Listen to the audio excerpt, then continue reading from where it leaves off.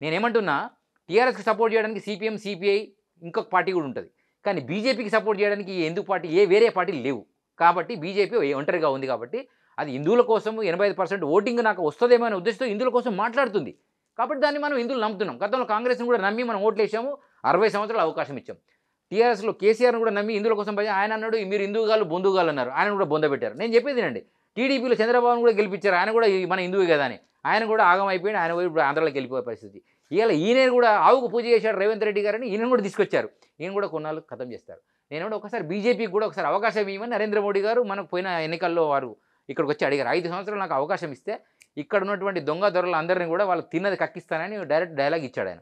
నేనేమంటున్నా హిందూ పార్టీగా చూడకండి. బీజేపీని భారతీయ జనతా పార్టీగా చూడండి. భారతదేశాన్ని కాపాడే పార్టీగా చూడండి. భారతీయులను కాపాడే పార్టీగా చూస్తే బాగుంటుంది. కానీ తెలంగాణ, ఆంధ్రలో అత్యధిక నిద్రమత్తులు, అత్యధిక వైన్ షాపులు ఉన్న రాష్ట్రం ఏదైనా ఉంటే అది తెలంగాణ, ఒకటి ఆంధ్ర.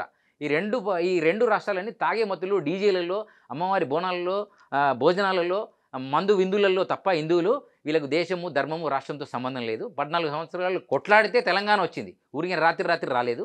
ఆ తర్వాత సోనియా గాంధీని ఏదో ఆగం చేస్తే ఆటోమేటిక్‌గా కేసీఆర్ గారు ముఖ్యమంత్రి అయ్యారు. దళిత సీఎం చేస్తానని ఆయన కాలేదు. ఆ తర్వాత 10 సంవత్సరాలు నమ్మారు. అయిపోయింది ఆ సంగతి. ఇప్పుడు హిందువులకు ఒక పార్టీ గనక వస్తే ఇన్ ఫ్యూచర్‌లో అది డెవలప్‌మెంట్ కాకపోయినా శివసేన లాగా కొన్నాళ్ళు ఒక రాజ్యంలో మహారాష్ట్రలో వచ్చింది శివసేన.